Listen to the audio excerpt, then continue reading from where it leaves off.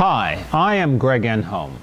I will be introducing you to the intermediate level where A not equals 1 of the Enholm multiply, add, cross method for factoring trinomials. It's also called the Enholm max method. You must first watch the video on the basic max level of this method to understand the intermediate level. Basic max factors trinomials where A equals 1. Intermediate max factors trinomials where A not equals 1. When I became a high school math teacher in 1999, I wanted a way for students to learn to factor trinomials without relying on trial and error or the overly complicated processes used in textbooks.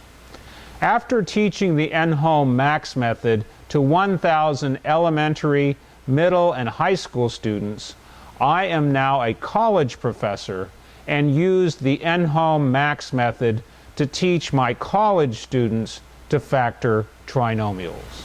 The Enholm max method uses the same concepts relied on with trial and error, but creates a systematic method for completing the factoring.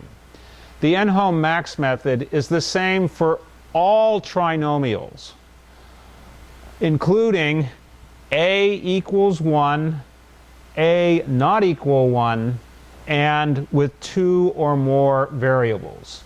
In that way, it is just like the FOIL method and the quadratic formula in that the Enholm max method is based on the quadratic equation A times x squared plus B times x plus C. Now I will just use intermediate max to show how various increasingly more complicated trinomials with A not equal to 1 can be factored in a systematic way, never needing to use trial and error or guess and check. This trinomial, 2x squared plus 3x plus 1 can be quickly factored using intermediate max. The cross, or x, creates 4 areas the student must fill in for every max problem. The upper area is where A times C goes. Here, A is 2, C is 1. Therefore, this is 2.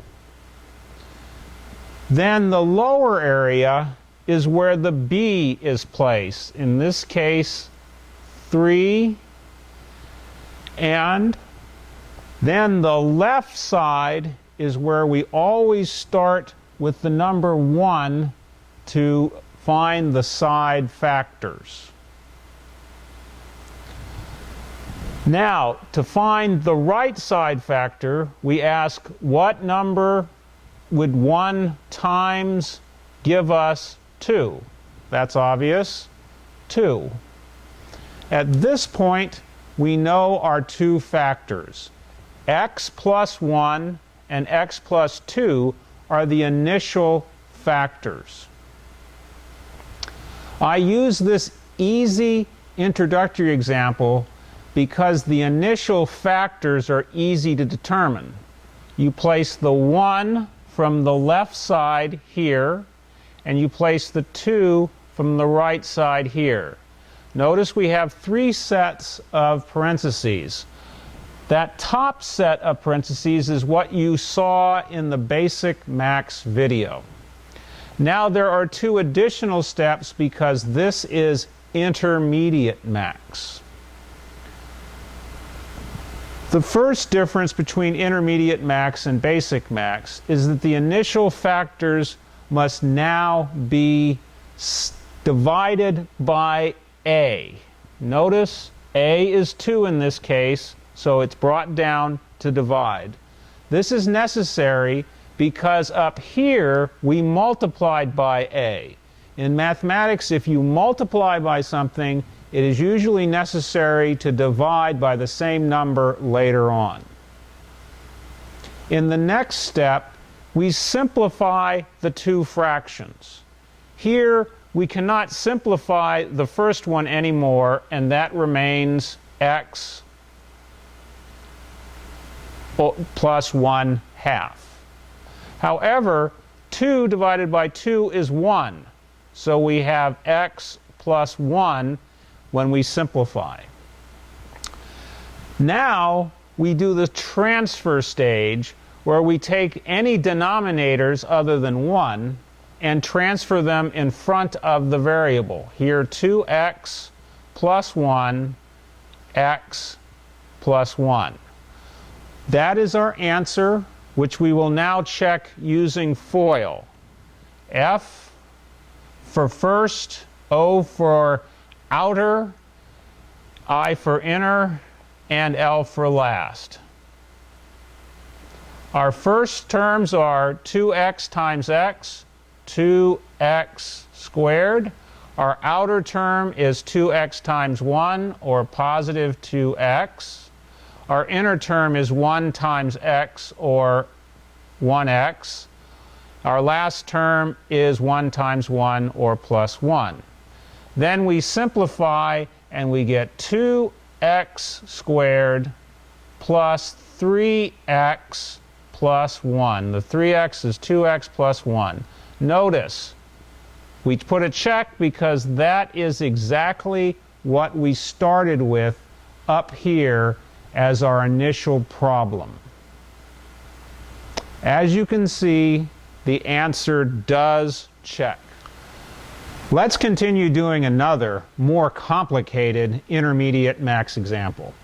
To quickly and systematically factor this trinomial, let's go through the n-home max method step by step.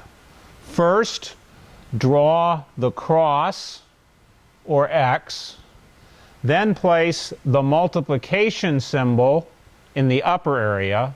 The addition symbol goes in the lower area. Fourth, we must multiply the a coefficient, which here is 2, times the c coefficient, which here is 6. Therefore, that will be 2 times 6, or 12. Fifth, transfer the b term, which is 7, down to the lower area. Sixth, do a full factorization of the result, here 12, in the upper area, starting always with 1. 1 times 12 is 12. 2 times 6 is 12. And 3 times 4 is 12. We can stop here at 3 because 4, the next factor, is already on the other side. Here, we then ask whether 1 plus 12 equals 7. Clearly not true. 2 plus 6 does not equal 7. But we can immediately notice that 3 plus 4 does equal 7. So what you need to do is indicate that you have found the initial set of factors by connecting them with line segments. At this point, we take the two side factors. First, observe what the variable is in our parentheses. And we take the 3 and put it on the left, the 4 and put it on the right.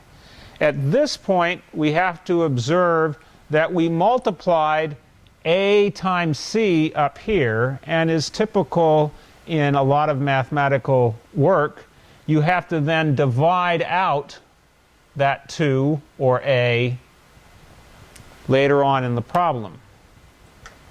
At this point, we need to simplify and note that x plus 3/2 is already simplified as much as we can get.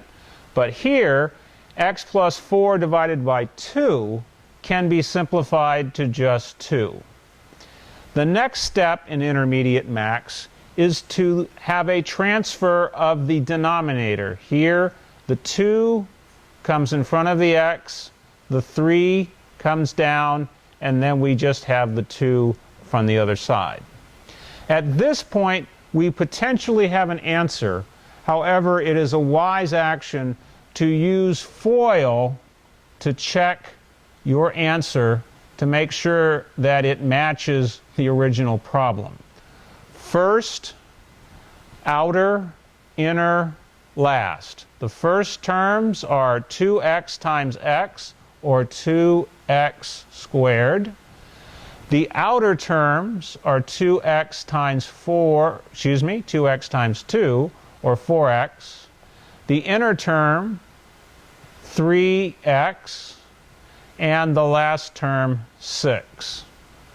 We then simplify to get 2x squared plus 7x plus 6.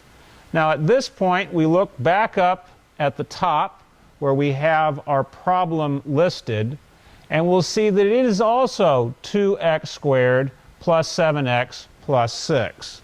So we can come down and place a check to show that we have indeed found the correct factor. Now we have our third introductory intermediate max trinomial example.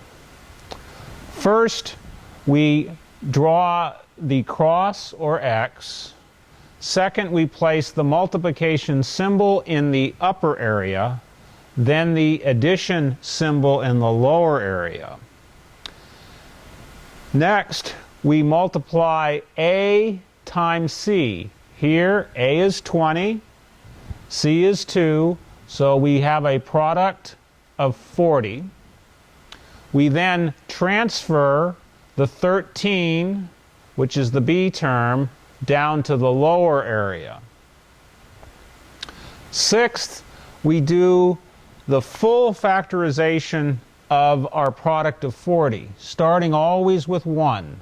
1 and 40, 2 and 20, 4 and 10, 5 and 8. At this point, we look and see which of these side factors adds to 13. 1 plus 40 does not, 2 plus 20 does not, 4 plus 10 does not. However, 5 plus 8 clearly equals 13. So we circle the 5, we circle the plus sign, and circle the 8, then draw line segments to show that these are our initial factors. Now we must transfer those initial factors down to our parentheses. First, we note our variable is an x. Then we note that the left side factor is 5 and the right side factor is 8. At this point, we have to observe what is a, because we have multiplied by a times c to get 40. However, at this point, we now need to divide by a, or 20. Our next step is to simplify. In simplifying, we look to see 5 divided by 20. That simplifies to 1 divided by 4. 8 divided by 20, you can factor a 4 out of both of those. That's 2 divided by 5. The next step is the transfer step, where we take the denominators and move them to become coefficients of the x variable. 4x plus 1 times 5x plus 2. Now these could be our answer. However, what we want to do is use FOIL to prove that this is the correct answer. First, 4x times 5x is 20x squared. 4x, the outer term, times 2 is 8x. The inner term is 5x. And the last term is plus 2. We simplify to get 20x squared plus 13x plus 2. Now at this point, we need to go all the way up to the start of our problem and observe that indeed that is the original problem. So we place a check by our answer, and we know that we have the correct factor. For all max levels, basic, intermediate, and advanced, introductory max examples always use only positive values to allow the student to focus on learning to use the max framework correctly.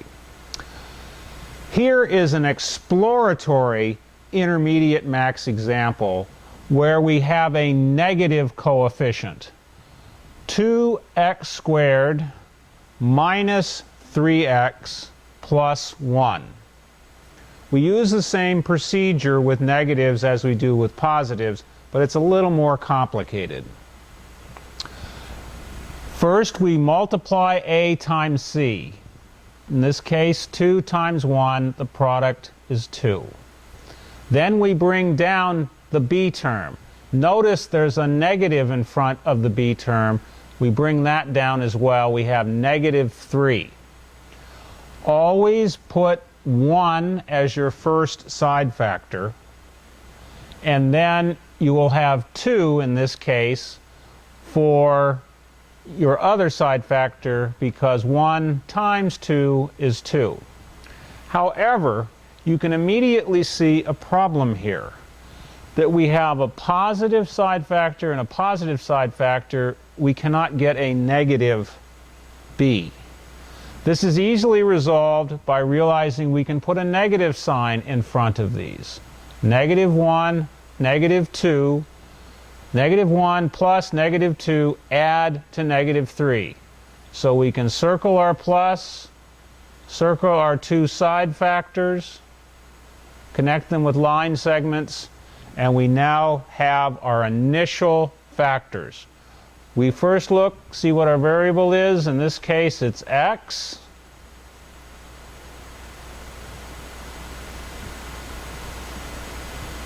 And then bring down our negative 1 and negative 2 side factors. At this point, we must remember that we have multiplied by a, in this case 2, so in max it is necessary to then divide by 2. Our next step is simplification. Here, there's nothing to simplify. We still have negative 1 divided by 2. Here, we can clearly simplify. This becomes negative 1. Now, at this point, we move to the transfer, and when we transfer, we take the denominator, if it's not 1, and move it to the front to become the coefficient to x. This is x minus 1, this is x, excuse me, 2x minus 1, and this is x minus 1. Let me rewrite those in the proper format. At this point, we want to use FOIL to see if we have the correct factors. 2x times x is 2x squared. The outer term, 2x times negative 1, gives us negative 2x. The inner term is negative x. and the outer term is positive 1. This then simplifies to 2x squared minus 3x plus 1. We then go up to our original problem and we see that it is the same, 2x squared minus 3x plus 1.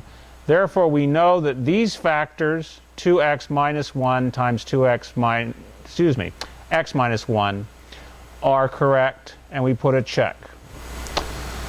For all max levels, introductory max examples always use only positive values to allow the student to focus on learning to use the max framework correctly. Here is an exploratory intermediate max example where the A coefficient is negative. We multiply the A coefficient times the C coefficient, which is standard practice. We get negative 2 times 1 gives us negative 2. We then note that we have 1 as the B coefficient. However, quite often students will put an X down here, and that's clearly wrong because we want the B coefficient. So be alert to that when there is nothing showing, there is a 1 implicitly there. Now, as is standard, we start with the side factor being 1, and then here in this straightforward example, the other side factor is 2. So we have 1 times 2, oops, it's not negative 2. So clearly, either the 2 or the 1 have to be negative. How do we determine that? We look at the B, because this side factor, the left side factor, plus the right side factor must equal, in this case, 1. Well, the only way that can happen is if the left side factor is negative 1 and the right side factor is 2. Negative 1, circled, plus 2 gives us positive 1. So you draw your line segments. At this point, we look up and see what is our variable. In this case, it's x, so we put our variable x down in our parentheses. We then take the left side factor and put it in its place, take the right side factor and put it in its place.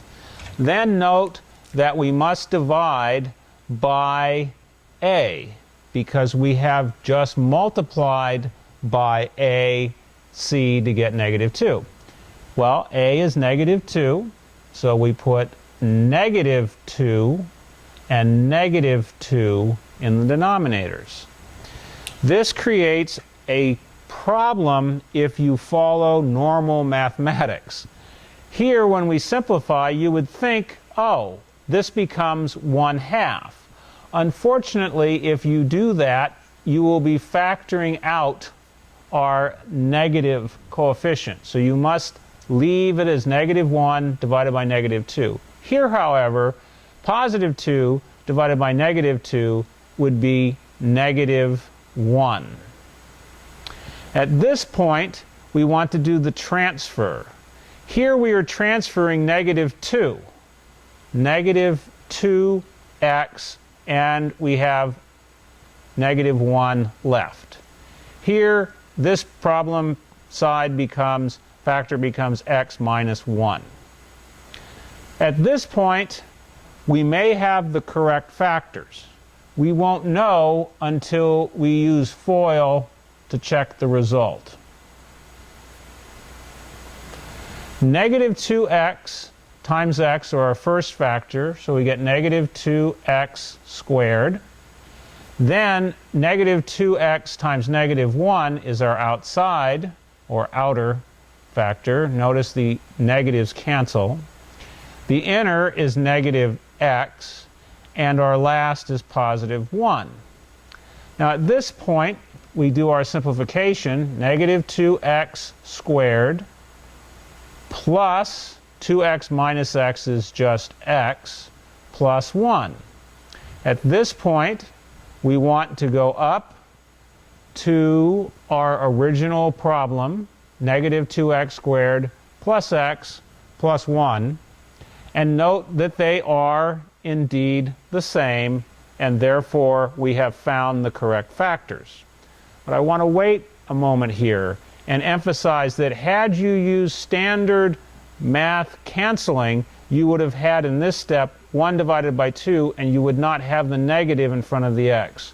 So in intermediate and advanced maths, you must not cancel when you have a negative denominator and a negative numerator.